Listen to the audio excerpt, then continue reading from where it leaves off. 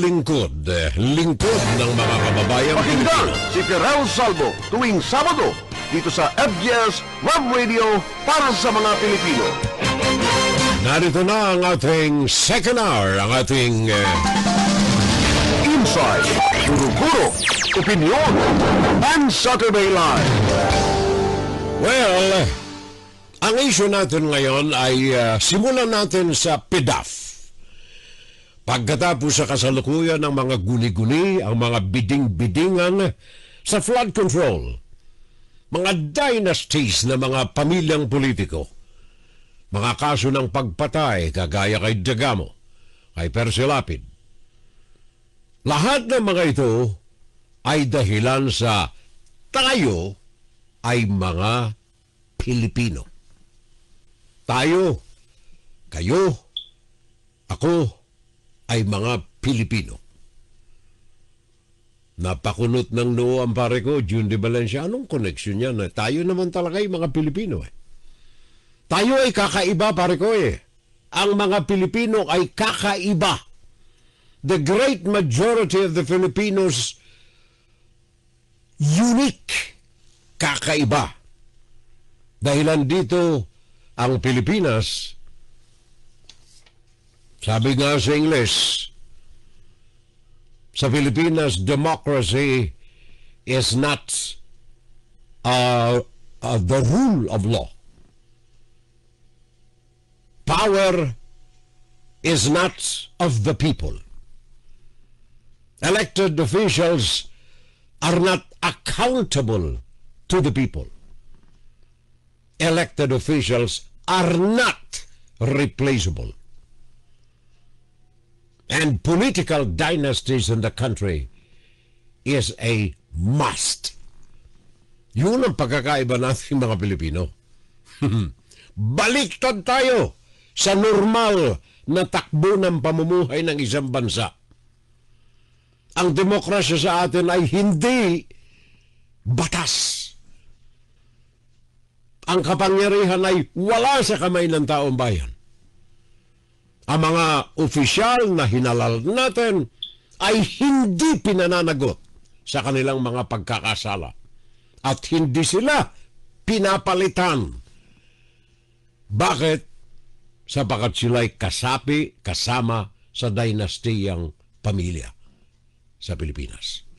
Yun ang pagkakaiba natin. Dito sa Amerika, kita naman ninyo nung isang araw, pinarusahan mabilanggo ng 20 taon ang isang kinatawan sa mga kaso ng pagtanggap ng pera galing sa ibang bansa. May parusa. Lumabag ka sa trafiko, batas ng kalsada, may ticket ka. Hindi mo tinubos yung ticket mo, tanggal ang lisensya mo sa pagmamaneho. Kung ikaw pa ay galing sa ibang bansa, baka ipatapong ka pa sa ibang bansa for being a criminal. Pagpasok mo sa bansa lamang dito kahit wala kang ginawa, nalabag sa mga ordinansa o batas, the mere fact na pumasok ka ng illegal is a crime. Ang batas ay batas. Yaan ang demokrasya. Yan sa Pinas, sabi ko na nga, iba tayo . Pilipino tayo . Na ang batas ay pwedeng napag-uusapan. Kaya nga meron tayong guni-guni flood control. Meron tayong biding-bidingan sa mga proyekto. Sabagat tayo po ay, unique. Kakaiba tayo. Naalala ko tuloy yung sinabi ni Pope John Paul II na ngayon ay isa ng santo. Sa lahat ng mga santo natin, mahal na mahal ko ito personally. Si St. John Paul II. Gawa ng ito ang nakagisnang kong papa. Kumbaga, visually, nakita natin. Physically, tao si Pope John Paul II. Walang room for imagination. Sabagat marami sa atin nakita, personal, physical. Si St. John Paul II, bumisita ito dyan sa atin, sa Pilipinas. Bakit ko nabanggit si St. John Paul II? Gawa ng yung kanyang kalatas, anong tawag niyan, sulat. Ang tawag nila ay encyclical letter na pinalabas ni Pope John Paul II or St. John Paul II sa lahat ng kanyang mga nasasakupan. 2 billion Catholics in the world. Kasama tayo riyan. Nagpalabas siya ng tinatawag na Centesimus Annus, the 100th year. Ito ay isang encyclical letter na kanyang pinalabas. Address sa lahat ng mga Katoliko Romano sa buong daigdig. Mahaba ito, pero ang ilang mga bahagi lamang nito ang nais kong banggitin. Sabagat, ang kanyang tumbok dito, the authentic democracy. Ang tunay, ang puro, the pure, authentic democracy. Sa atin, hindi ito eh. Sabi ko na nga sa inyo kanina eh. Yung demokrasya natin ay guni-guni. In the Philippines, democracy is not the rule of law. Sabi ni Pope John Paul, St. John Paul, sabi na, democracy must be authentic.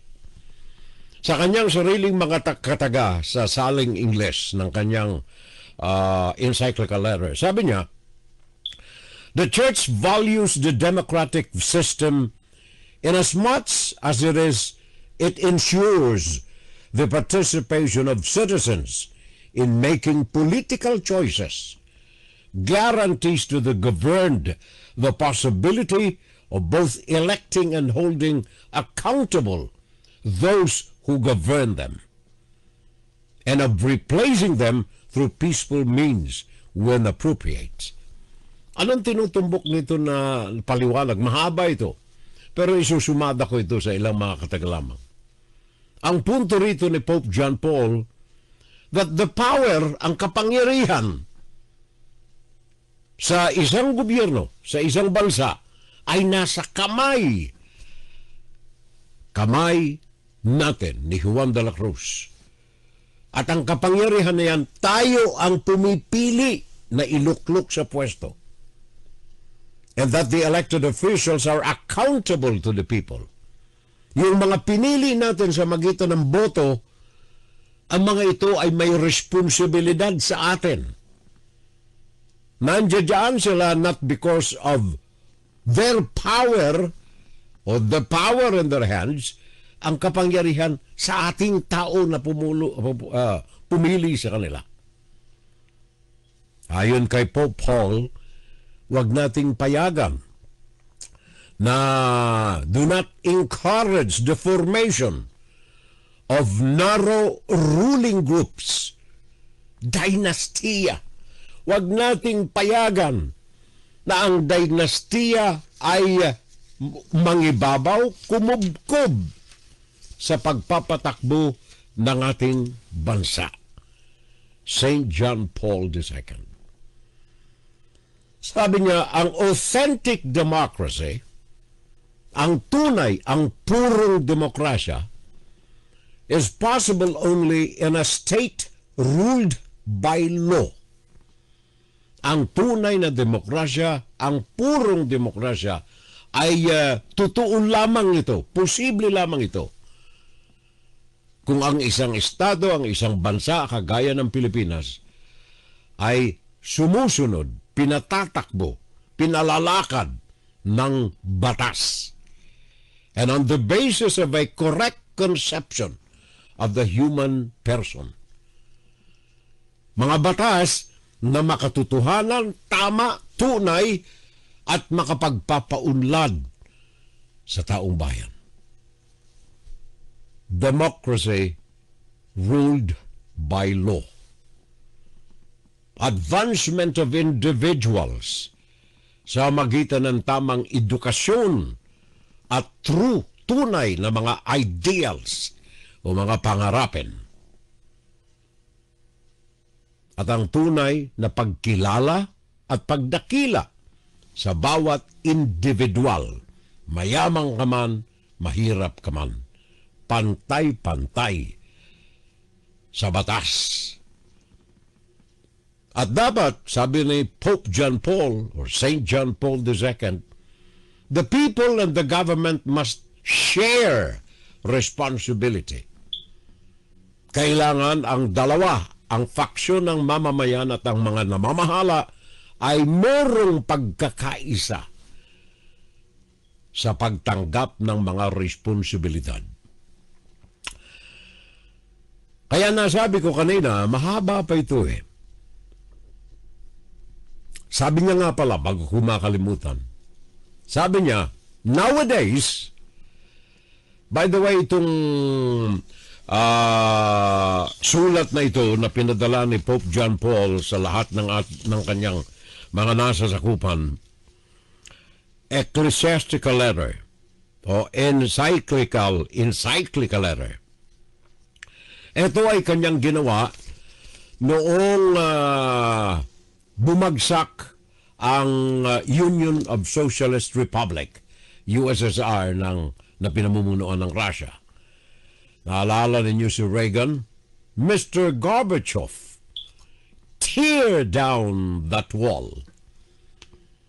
Ginawa ang sulat na ito ni St. John Paul II May 1 of 1991. Bumagsak ang Russia at nagkahiwa-hiwalay na. Natapos na yung tinatawag na Cold War, December 26, 1991.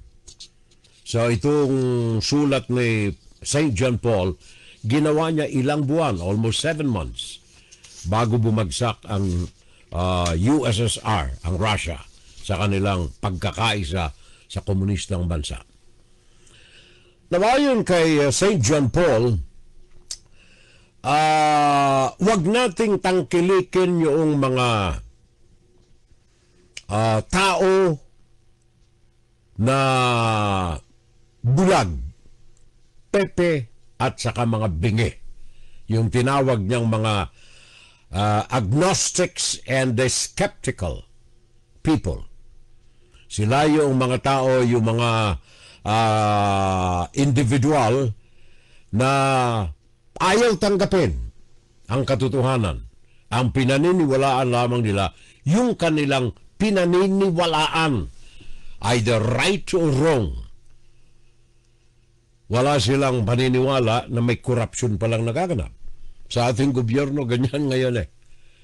Marami tayong mga nanunungkulan sa gobyerno na nasa harapan na niya may nagaganap na guni-guni, may nagaganap na biding-bidingan, ayaw maniwala. Wala eh. Walang ganyan eh. Ito yung sabi ni St. John Paul, mga agnostic people. At saka yung mga skeptical people. Sino itong mga skeptical na ito? Ito yung mga, alam naman nila, pero parang ayaw pa rin nila na maniwala. Ito yung mga may kailangan ng pruweba. May miracle na nangyari. Hindi ko nakita eh. Kaya hindi ako naniniwala riyan eh. Yun ang panganib, sabi ni St. John Paul II.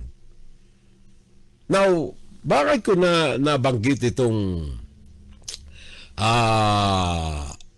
may pagka-relihiyosong mga kataga? Gawa ng dyan tayo sa Pilipinas, mga kababayan, naniniwala ako na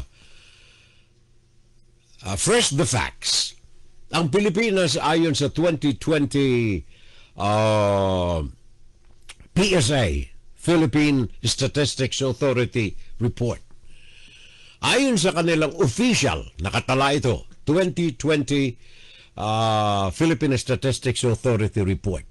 Ayon sa kanila, ang Pilipinas ay may populasyon na ilan ito? 108,667,043 Filipinos.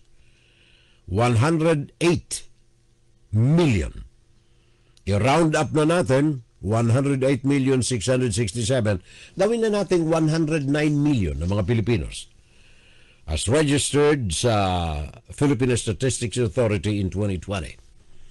Now, sa bilang na ito, 79% ng mga Pilipino ay mga Roman Catholics. Wag na yung ibang sekta. Wag na yung mga Iglesia ni Cristo, wag na yung mga Seventh-day Adventists, yung mga aglipay na yan, kung ano-ano, Jehovah ni Procopio at kung ano-ano pa. Wag na yun. Wag na yung Apollo Kibuloy. Pabayaan mo na yan. Dito muna tayo sa Roman Catholic. 79% ng 109 million Filipinos. That is about 86 million Filipinos out of 107 million. That's 78%, 79%. Mga Romano Katoliko.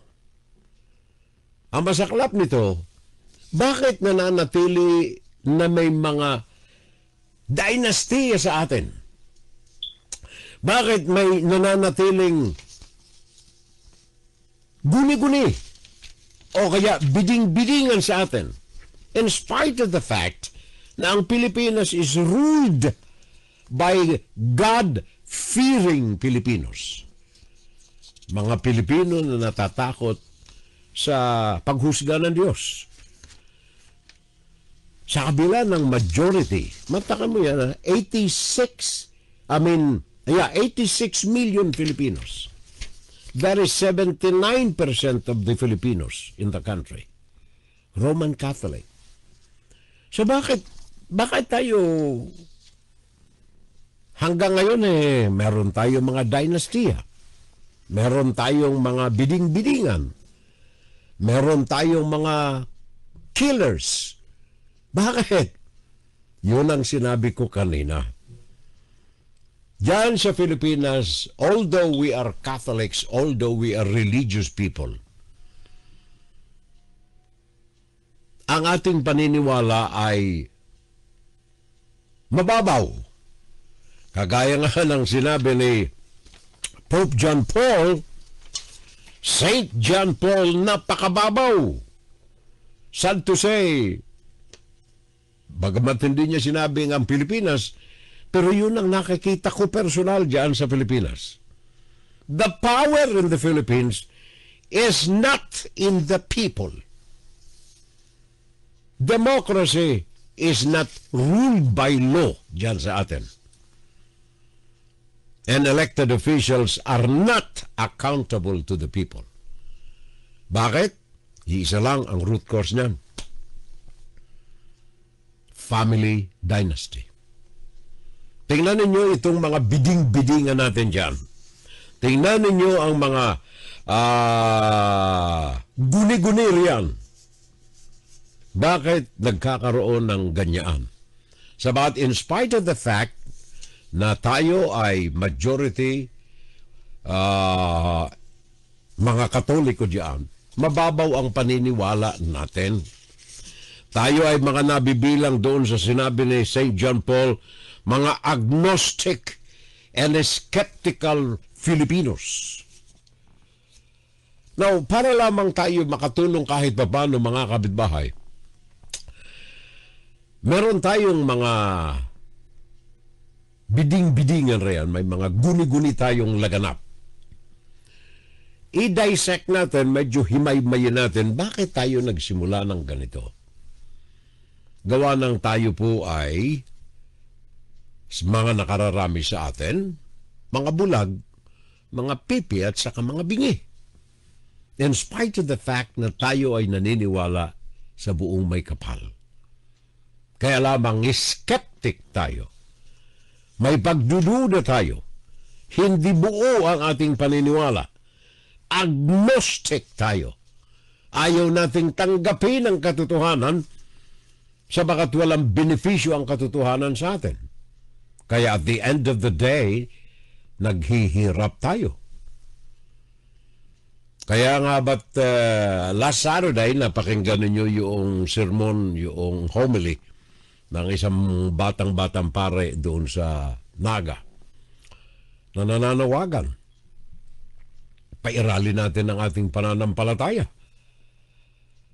Kailangan sundin natin ang panawagan ni St. John Paul. The church must condemn and act against fanaticism and fundamentalism. Kailangan kumilos. Kaya muli, naalala ko na naman si Cardinal Sin. Kailangan ba nating magkaroon uli ng ganyang uri ng leader? The answer is yes. Kailangan natin. Gawa ng responsibilidad din ng ating mga pare ang hinaharap ng ating mga kababayang mga Pilipino. Bakit tayo ngayon ay nagkakaroon ng ganitong uri ng matinding problema? Guni-guni. Ito'y isang subject lang ito. Huwag nating gawing shotgun boogie ang usapan natin ngayon. Sabagat itong guni-guni at saka biding-bidingan is representative, kumakatawan ito sa mas malawak na problema natin ng korupsyon, ng pagpatay, ng smuggling, ng kung ano-ano pang mga karumal-dumal na krimen. Why? Sapagkat meron tayong political dynasty na may control sa buhay natin. Democracy is not the rule of law today in the Philippines. Pinabayaan natin si Gloria Macapagal-Arroyo sa kanyang pork barrel scam. Pork barrel scam. Pinabayaan natin yan. PDAF ang tawag nila roon nung una. 2008. Gloria Macapagal-Arroyo. PDAF. Bumulagta rin ito sa mata ng taong bayan. Napoles. Janet Lim Napoles. Superstar ng issues na yan. Umabot ng 70 million ang allocation ng mga congressmen sa PDAF.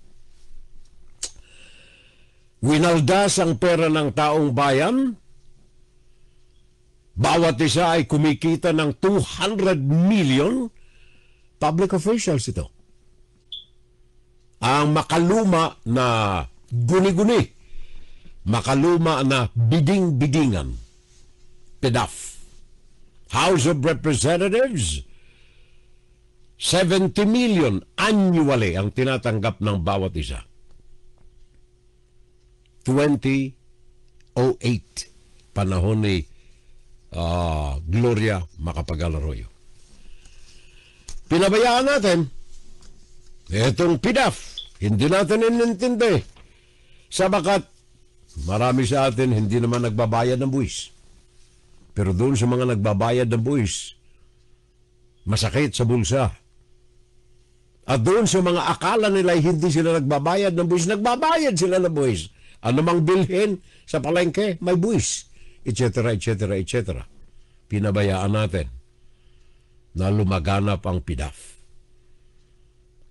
Awa ng Diyos, nabuyang-yang yung mga anomalya sa PDAF. Gumawa ng aksyon. Aksyon na may parusa. Ang masaklap nito, sabi ko na nga, democracy is not the rule of law in the country. Sabagat kung ang demokrasya ang umiiral, yun dapat na napatawan ng parusa, wala na dapat sa gobyerno. Sa awa ng Diyos ay yung mga napatawan ng parusa ay nandiyan pa rin sa gobyerno. Ito mga nakasuhan ito ng PDAP, hindi ba ninyo naalaala? 2008, 2010, 2012, may mga parusa. Sa inireport na opisyal na dokumento ni Napoles, 20 senador ang sangkot dito. 100 mga congressmen, ang mga pangalan ay inihantad ng husto ni Janet Lim Napoles. Ngayon, at this very day, naandyan pa rin yung mga may kaso, na parusahan, nakalimutan ang demokrasya.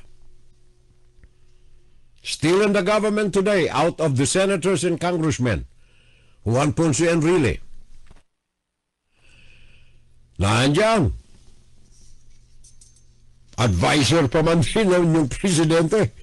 Kung hindi ka naman maalibadbaran dyan, Jinggoy Estrada, kapita-pitagang senador, sangkot sa pangalan ng PDAP. Ang kanyang nanay, Loy Estrada, wala na ito sa pwesto. Pabayaan na natin. Lito Lapid, senador ninyo ngayon. Kaso rin ng PDAP yan. Lito Lapid, ang ahente niya Zenaida Ducot. Loren Legarda, aray. Senador ninyo yan. May kaso rin yan na nasangkot sa PDAP. And of course, ang inyong presidente, Ferdinand Bongbong Marcos, nung siya ay senador o congressman, PDAP, may kaso. Senador Ramon Revilla, kaso ng PDAP. Aktibo pa hanggang ngayon. Ang pamilya ng Villar, ang kanilang nanay, ang katatapos lamang sa terminong senador, Cynthia Villar, may kaso ng PDAP. Ang kanyang asawa may kaso sa PDAP. At hindi lamang yan ang inyong senador ngayon na namamayagpag for a long period of time. Alan Peter Cayetano, kaso sa PDAP. Hindi lamang sa PDAP, doon sa Winter Olympics o Summer Olympics. At higit sa lahat ang inyong presidente ng Senado, may kaso sa PDAP. Francis Chis Escudero. Nandiyan pa. Wala pong demokrasya sa Pilipinas. Democracy is not ruled by law in the Philippines. And then yung mga senador natin, ang mga congressmen natin, nandiyan pa sila. Si, Eugenie Vicente Imano. Nandiyan pa. Oscar Malapitan, congressman pa rin. Roger eto ang paborito ko eh. Si Mr. Gaviola. Mr. Gaviola. May multimilyon na bahay dyan sa California. Mr. Gaviola. Congressman pa ito. Naandyan pa siya. Roger Gaviola Mercado. Miraflores. Florencio Miraflores. Hilbert Rimulya. Rufus Rodriguez, Jordan Jesus Romualdez, Isidro Ungab, Joel Villanueva, senador ninyo. Ay. Tumanggap ng donasyon galing sa isang kontraktor hanggang ngayon na andyan. Jesus Jordan Romualdo, isang dosena na mga congressmen, isang dosena na mga senador still active in the government in spite of the fact na ang mga ito ay may husga sa mga kaso ng PDAP diyan sa Pilipinas. Hanggang ngayon, sinimula ng PDAP, binago lang ng pangalan sapagat ito ay outlawed by the Constitution, by the Supreme Court. Bawal na ang PDAP. Pero magagaling talaga ang ating mga congressmen, ang ating mga lawmaking body. Magagaling sila. Binago nila. Ito na yung mga tinatawag nating guni-guni na mga proyekto. Ito yung mga binalasa na mga funding from one project that is real, dinala roon sa project na guni-guni na idinaan naman sa pamamahagi sa magitan ng biding-bidingan. Yun ang paglustay natin, pagbasto sa demokrasya ng bansa. The sins of those in power. Mga kasalanan ng mga naandyan sa gobyerno na mamayagpag, all because nasa kamay nila ang kapangyarihan. Power is not in the hands of the Filipino people. Wala po sa kamay ni Juan de la Cruz. Ang kapangyarihan ay baliktad na. Nasa kamay ng mga politiko. Bakit? Sila ang may kontrol ng distrito. Sila ang may kontrol ng probinsya. Sila ang may kontrol ng lungsod. Sila ang may kontrol sa barangay. Simula kay lolo, kay lola, kay nanay, kay tatay, kay kapatid. Kaya maging katulong sa bahay. Miyembro ng kanilang family dynasty. So the power is no longer in the hands of Juan de la Cruz. Flood control project, for example. Dynasty. Ang kanilang mga sundalo, ang kanilang mga cronies, ang kanilang mga oligarkya. Isa-isahin natin bigyan ng halimbawa ang mga facts na alam namin nyo. Nais ko lamang na ungkitin ito. Nais ko lamang na inisin kayo dito sa mga tao na ito. Baka sakaling sa magitan nito ay makapukaw tayo ng 1, 2, 3 damdamin. Baka yung mga bulag ay makakita, yung mga bingi ay makarinig, yung mga pipi ay baka magsalita na. If you see something, say something. Sabi nga ng isang report, sabi rito sa isang report, the scandalous government of the Philippines. Philippines is the only nation where millions of taxpayers' corruption is widely tolerated. Mabangan mo yan, ha? Ang sakla pakinggan, ha? Sa Tagalog, ang Pilipinas ang nag-iisang bansa sa daigdig na kung saan ang milyon-milyon na ibinabayad nating buwis ninyo na buwis ay pinauubaya nating gamitin sa korupsyon.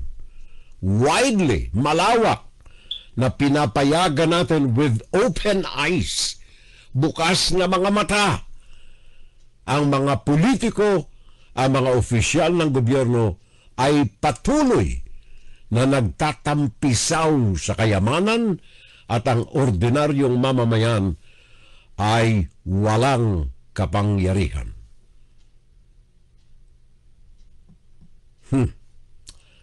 Widely tolerated with open eyes. Politicians and government officials are increasing in their wealth. Nagpapayaman ng husto. Samantalang ang mga mamamayan patuloy na sasadlak sa kahirapan. Banggitin natin dito yung mga nagpayaman.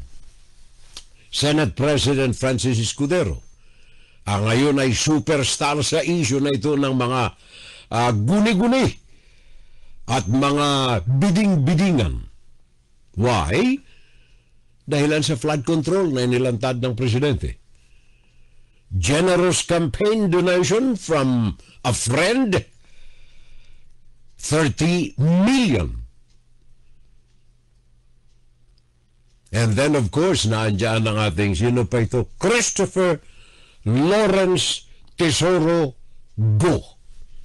Kapita-pitagan ninyong senador. Napakagaling nitong gumaya sa, o kaya'y sumunod sa mga aral ng Chinese Communist Party para hindi ka mapansin, talk less. Pero sa ilalim, gumawa ka ng mga hakbang ayon sa iyong kagustuhan. At ang ikalawang bagay, propaganda.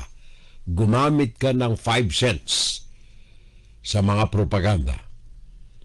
May-ari ng Christopher Lawrence Tesoro Go Builders. Sabi niya sa pangalan ito ng tatay niya at sa kanyang kapatid. Pero bakit ang pangalan CTLG? CTLG ay mga unang letra sa kanyang tunay na pangalan. C. Christopher, L. Lawrence, T. Tesoro, G. Go, TCLG Builders. Pinangalan sa tatay niya. Pero sa kanya ang pangalan ng kumpanya. And then meron pa siya yung kanyang kapatid, no? Alfredo. Pangalan ng kanyang kapatid si Alfredo Go. Nagtampisaw ito sa mga kontrata, lalo na sa panahon ni Rodrigo Duterte. Milyon na halaga na mga kontrata. Nakita ng taong bayan? Nope. Of course. Nagsalita ang taong bayan? Hindi. Bakit? Right hand ni President Rodrigo Duterte. Christopher Lawrence Tesoro Go. CTLG Builders. nakakuha ng milyong-milyong halaga na mga kontrata sa gobyerno, untouchable. Bakit? Family dynasty. Meron siyang graft and corruption na kinakaharap sa magitan ni Antonio Trillanes. Pero hanggang ngayon hindi umuusad. Bakit? Well, dynasty pare ko eh. Pwede mo bang galawin yan? Hindi pwede. Otherwise, baka ikaw ay sabunutan ni Mr. Rodrigo Duterte during his time. Even the Commission on Audit, hindi makagalaw at that time. And then kanina, nabanggit natin from PDAF hanggang dito sa guni-guni at biding-bidingan, Senator Joel Jose Villanueva, Bulacan, top province in the country, doon sa guni-guni flood control works sa record ng Department of Public Works and Highways. Anong sangkot dito? Wow Builders. 85 projects ang hawak nito. 5 billion pesos halaga. Well, bakit? Generous campaign donor ang Wow kay Mr. Joel Jose Villanueva. And then, Mark Villar. Ngayon ito mga aktibo ito sa politika natin riyan. Mark Villar, sa kanyang pamumuno sa Department of Public Works and Highways, na mayagpag ang mga guni-guni at ang mga biding-bidingan sa mga proyekto. Flood control lamang tayo, pare ko. Huwag mo nang muna yung iba. Huwag mo na yung mga kalsada. Flood control lamang tayo. Mark Villar, napag-alaman sa pananaliksik sa kanyang pamamalakad, wala siyang programa. Wala siyang projections, wala siyang mga plans para sa takbo ng kanyang Department of Public Works and Highways. Kaya ang Department of Public Works and Highways, maging si Rodrigo Duterte, ay inamin niya na gold mine, minahan ng ginto sa mga guni-guni at mga biding-bidingan na mga proyekto sa gobyerno. 6 na taon, Public Works Secretary, Senator Mark Villar. Walang flood control master plan sa kanyang pagpatakbo ng kanyang departamento hanggang ngayon na may bagong namuno rito. Inept? Siguro. Walang alam? Siguro. O kumpiyansado siya na mananatili sa pwesto gawa ng political dynasty. Of course, ang kanyang tatay, Senator Manny Villar. Naalala ko na naman yung manipulated road design para doon sa kanilang Villar City. Dati madawag na kalsada, dilapidated na gravel and sand road. Binago yung direksyon para lamang mapagsilbihan yung kanyang Villar City. Panahon ni Mr. Manny Villar bilang senador. 6.2 billion pesos. Hindi lamang siya sa real estate, kundi maging sa tubig at saka elektrisidad. Ngayon ang kanyang kumpanya ay nasa kalagitnaan ng problema up to the time na nawalan ito ng lisensya. Sikihor. And then Zaldico. Binibigyan lamang natin ng magandang alaala itong mga public officials natin ngayon. Sabagat sila ay magagaling. Sila ay mga pangunahing karakter sa ating mga guni-guni at mga biding-bidingan. Ako Bicol representative. Patakan mo, kinaladkad pa nito yung pangalan naming mga Bicolano. Ako Bicol representative. Ang kanyang #1 superstar na company, SunWest. Alala ninyo yung news item natin kanina, pati yung mga anak niyang mga vloggers, nalintikan ang pangalan. Dahil nandito sa mga guni-guni at mga biding-bidingan na ito, dyan sa Albay. SunWest, contract sa gobyerno sa loob lamang ng panahon ni Mr. Rodrigo Duterte. Umabot ng 38 billion. B as in boy. 38 billion. Kontratado ni Mr. Zaldico SunWest contract with the government. Panahon lamang ni Mr. Rodrigo Duterte. 38 billion. Well, sa bilang na ito, ang napunta sa paggawa ng tulay, paggawa ng kung ano, flood control, umabot lamang sa 28 billion. Nagastos actual development ng project. Of 38 billion, 28 billion. Sana punta yung 10 billion. I don't know. Alam ba ninyo? Alam ba ninyo? Diyan sa aking probinsya, sa Camarines Sur. Tayong mga nandiyan, especially kayong mga nasa ilalim ng Camarines Sur, different districts. Second district, 5th district, 5 na kasi yan. Dati 4 na distrito lang yan eh. Camarines Sur. Now, dahilan sa political dynasties, hinati para may mailagay pang isa pa. Pamilya ng mga Villafuerte, for example.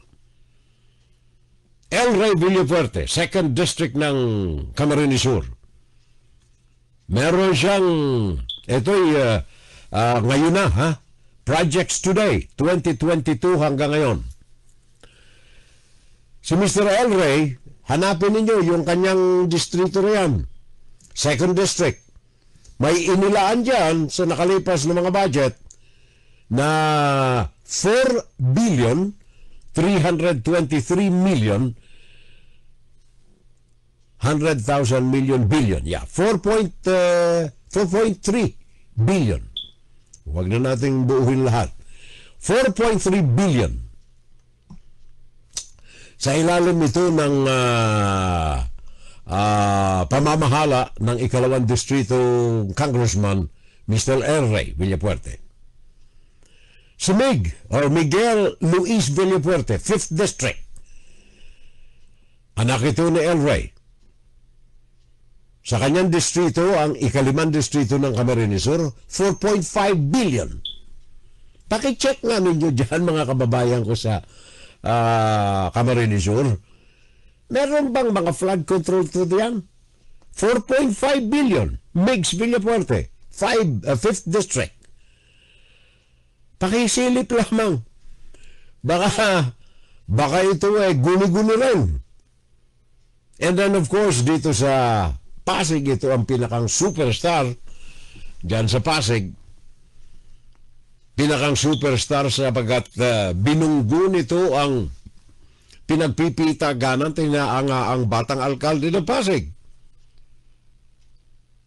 Pamilya ng mga Diskaya, headed by the beautiful Sara Diskaya, ng mga vlog ni Corina Sanchez at saka ni Babaw. Ang pamamayagpag ng kayamanan ng mga Diskaya. President as of 2023 ng Alpha Omega General Contractor and Development Corporation. Kasama na riyan ang St. Gerard Construction at 3 iba pa. Namayagpag sapagat ito ang isa sa mga pinakang famoso na mga nabibilang doon sa mga inihayag ni President Bongbong Marcos na mga flood control projects. Guni-guni? Madami. Biding-bidingan? Talamak. And of course, wag natin ang isang tabi na ang mga ito ay nagaganap sapagat meron tayong mga kakutsaba sa gobyerno. Yung mga SunWest na ito, yung mga kung ano-anong mga proyekto, mga St. Gerard na ito, mga kung ano-ano pa, Alpha, Omega, lahat ng mga ito ay hindi mangyayari kung wala tayong mga kakutsaba riyan sa Department of Public Works and Highways.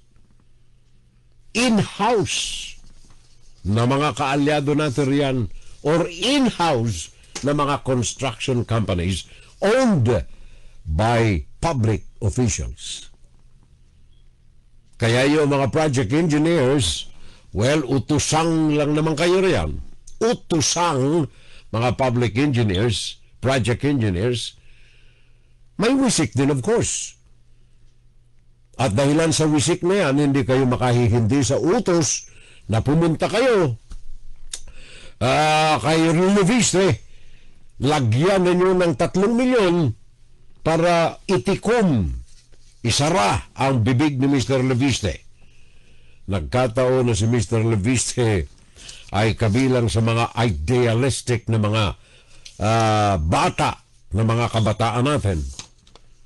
Kaya hindi siya nagpadala doon sa mga bulong-bulungan ng guni-guni at biding-bidingan.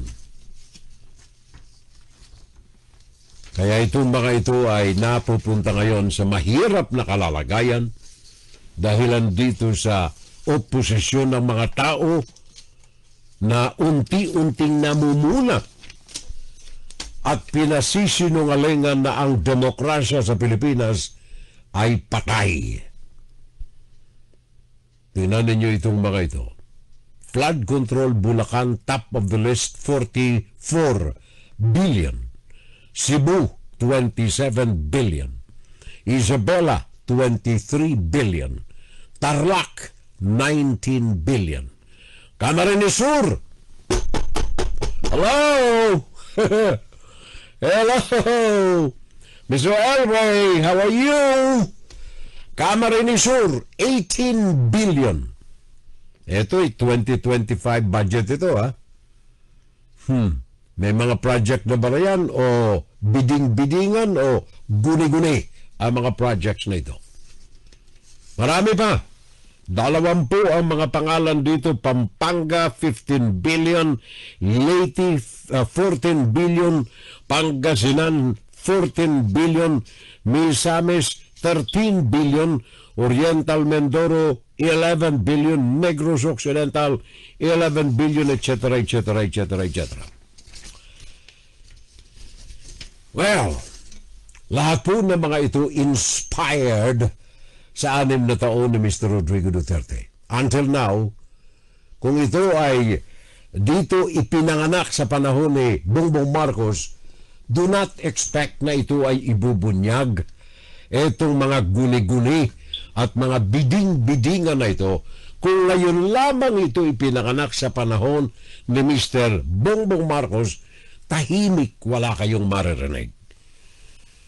Nagkataon lamang na itong mga biding-bidingan na ito at mga project na ito ay naganap sa panahon ni Mr. Rodrigo Duterte. Yung aking headphone na nagloko. There you are. Inspired corruption and endangering national security. Ito ang description sa panahon ni Mr. Rodrigo Duterte. In fact, hindi lamang yung mga biding-bidingan na ito, hindi lamang itong mga guni-guni na ito ng mga projects ng DPW ang kailangan nating mabanggit sa panahon ni Mr. Rodrigo Duterte, kundi yung mga ayuda, particular ang pananahimik ng Duterte administration sa ayuda na galing dito sa Estados Unidos. Napag-alaman natin, sa ilalim ni Mr. Duterte ay pinagkalooban ang Pilipinas ng 1.3 billion US dollars.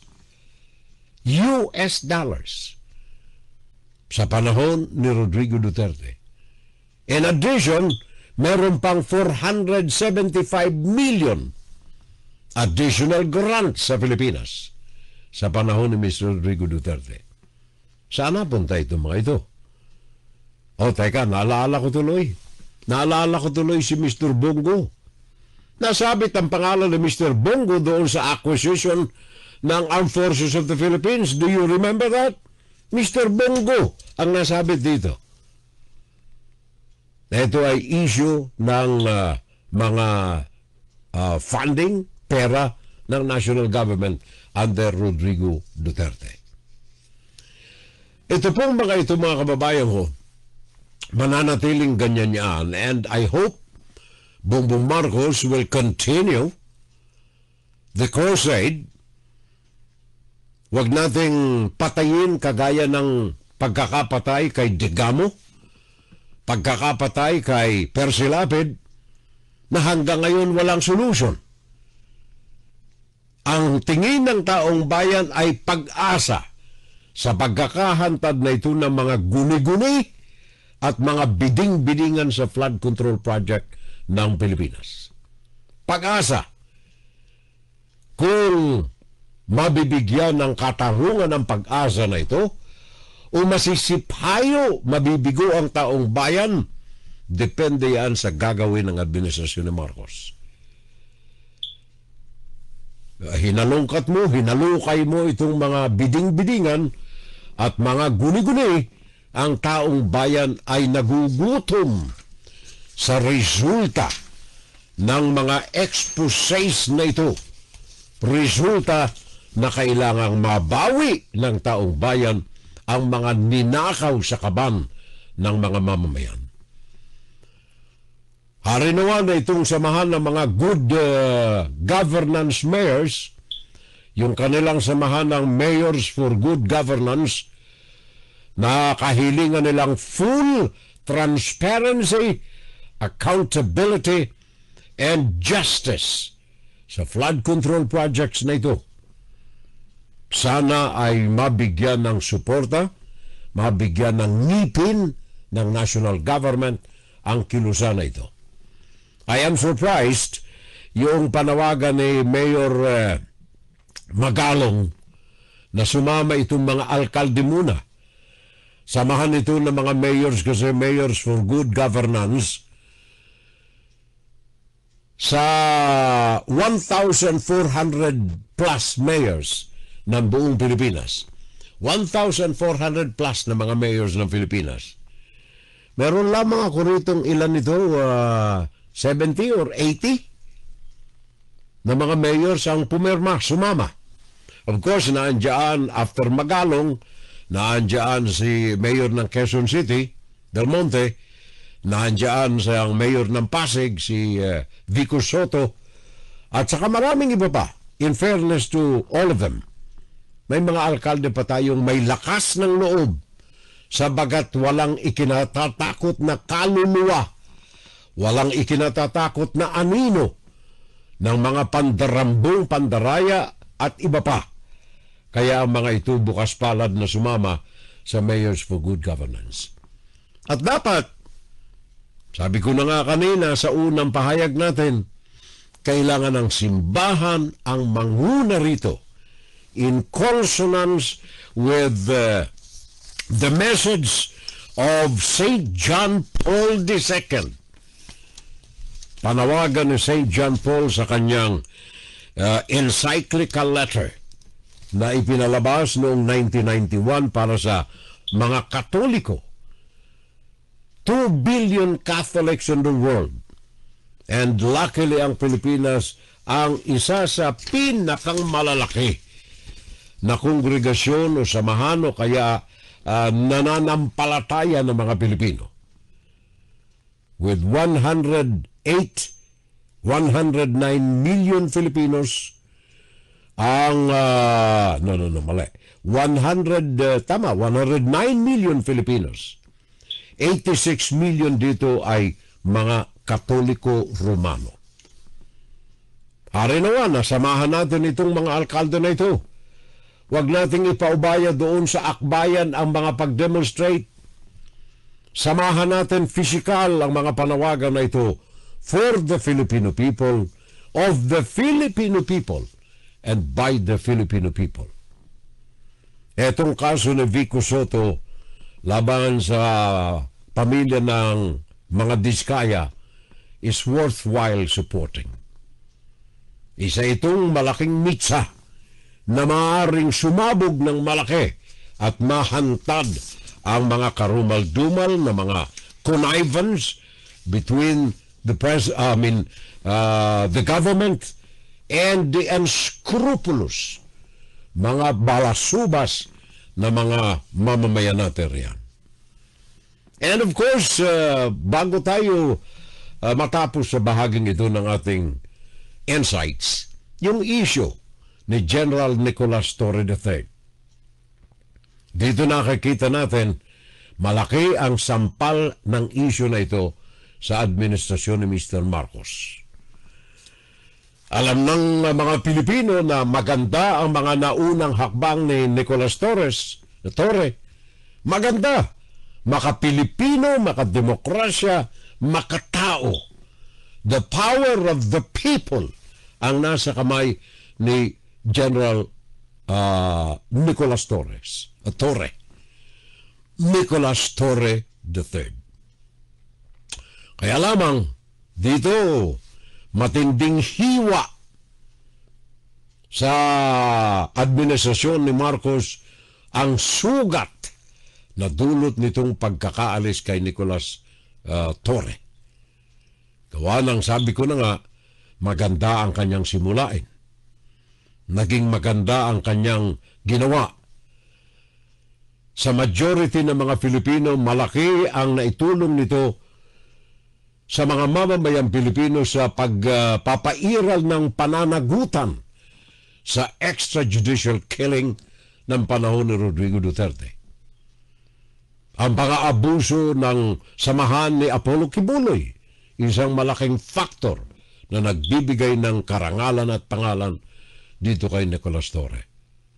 Unfortunately, yung hibla ng mga masasamang elemento sa gobyerno ay nagtulak kay Bongbong Marcos na makapitan ng kalawang upang madagtaan ng maraming masamang ihemplo ang pamahalaan niya sa pagtanggal kay Nicolas Torre sa kanyang pwesto. Di natin pinapanigan si Torre personally. Ang issue natin dito ay ang tulong nito sa mamamayang Pilipino.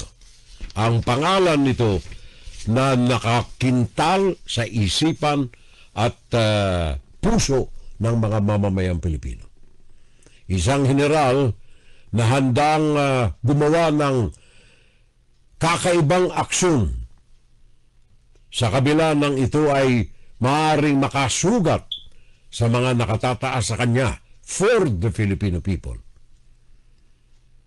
Sabi ko na nga, yung pagkaka-aresto kay Duterte ay isang malaking hakbang. Malaking pagkakabunot ng tinik sa mamamayang mga Pilipino. Itong aksyon ni Mr. President Marcos, sorry, pero malaking kasiraan sa pangalan ng administrasyon ni Marcos. Malaking instrumento rin ito na maaaring gamitin laban sa kanya ng kanyang mga kalaban sa larangan ng politika. With that, mga kababayan ko, sana ay may makarinig sa ating panawagan na mabago ang impression, mabago ang kahulugan ng Pilipinas. Kahulugan sa pahayag ni St. John Paul II na ang Pilipinas ay walang demokrasyang tunay. Na ang Pilipinas kailangang may magising sa atin na makapukaw sa damdamin ng mga Pilipino na mabuhay ang tunay, authentic, genuine democracy sa bansa. Sabi ko na nga, sa kabila ng pagiging mayoriya ng mga Pilipino ay mga Katoliko Romano, unfortunately, pahapyaw ang kanilang mga pananampalataya. Kaya ang Pilipinas nabibilang sa mga bansa sa daigdig na ang kapangyarihan ay wala sa taong bayan, na mga elected officials ay hindi pinananagot sa kanilang mga ginagawa at hindi sila pwedeng palitan. Only for one reason, na sila ang kapangyarihan. Sabagat sila ay may family dynasty na nagpapatakbo ng bayan. Sana magising tayo. Sana ay mamulat ang ating mga mata. Sana ay if you see something, say something. Inside, Guro-Guro, Opinion, and Saturday Live. Well, yan ang ating insights, mga kapitbahay. Yan ang ating mga kuro-kuro. Palapalagay, based on facts and numbers sa ating insights. Dito lamang yan sa ating fun Saturday Live. Ang inyong lingkod. Fun! Saturday Live! Saturday Live! Saturday Live!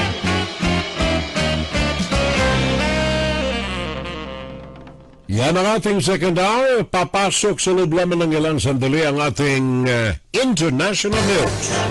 Pakinggan si Ferrell Salvo tuwing Sabado dito sa FGS Web Radio para sa mga Pilipino. Of course, ang ating palatuntunan ay para sa inyo bayan nating minamahal.